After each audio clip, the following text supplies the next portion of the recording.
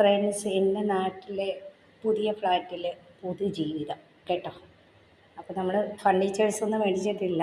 Fridge അങ്ങനത്തെ സാധനം ഫർണിച്ചേഴ്സൊക്കെ മേടിക്കണം. തൽക്കാലം ഇത്രയും സാധനങ്ങളൊക്കെ ആയിട്ടൊക്കെ വന്നു, കണ്ടില്ലേ. അപ്പോൾ പുതുജീവിതമാണ് കേട്ടോ, പുതിയ ജീവിതങ്ങളാണ് നാട്ടിൽ വരുമ്പോൾ ഉള്ള പുതിയ ജീവിതം.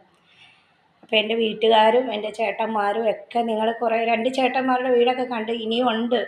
പക്ഷെ പോകാനുള്ള സമയവും വേറെ വീഡിയോ എടുക്കേണ്ടുള്ള സന്ദർഭമൊന്നും കിട്ടിയിട്ടില്ല. അപ്പോൾ എൻ്റെ പുതിയ ജീവിതമാണ് കേട്ടോ ഈ ഫ്ലാറ്റിലെ പുതിയ ജീവിതം. അപ്പോൾ ഇതിൻ്റെ മെയിൻ്റെനൻസ് പരിപാടികളൊക്കെ ഇനിയുണ്ട് ഇഷ്ടം പോലെ. ഒരു 2-3 മാസം കഴിഞ്ഞിട്ട് മെയിൻ്റെനൻസ് ഒക്കെ ചെയ്യും കേട്ടോ. അപ്പോൾ ഇതൊക്കെയാണ്. ഗ്യാസൊക്കെ ഇന്നലെ കൊണ്ടുവന്ന് വെച്ച അങ്ങനെ ഓരോ സാധനങ്ങൾ എടുത്തെടുത്തൊക്കെ വരണതേ ഉള്ളൂ. അപ്പോൾ ഇതിലൊക്കെ ഒരുപാട് മെയിൻ്റെനൻസ് ഉണ്ട്. അപ്പോൾ മെയിൻ്റെനൻസ് ചെയ്യണം. ഇങ്ങനെ വന്ന് ചോറൊക്കെ വെക്കുന്ന കേട്ടോ. വലുതായിട്ടൊന്നും വെക്കാറില്ല.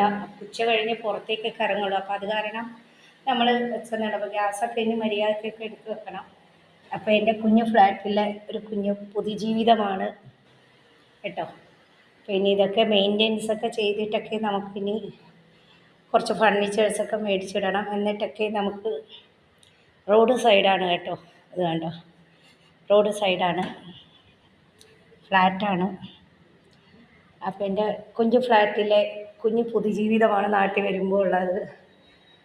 അപ്പോൾ ചോദിക്കുന്നത്, എൻ്റെ എല്ലാ റിലേഷൻ്റെ വീട്ടിലും ഞാൻ ചെന്ന് കിടക്കാറുണ്ട്. എല്ലാം ആണെങ്കിലും നമ്മുടേതായിട്ടുള്ള കാര്യങ്ങളൊക്കെ വേണ്ടേ. അപ്പോൾ അങ്ങനെ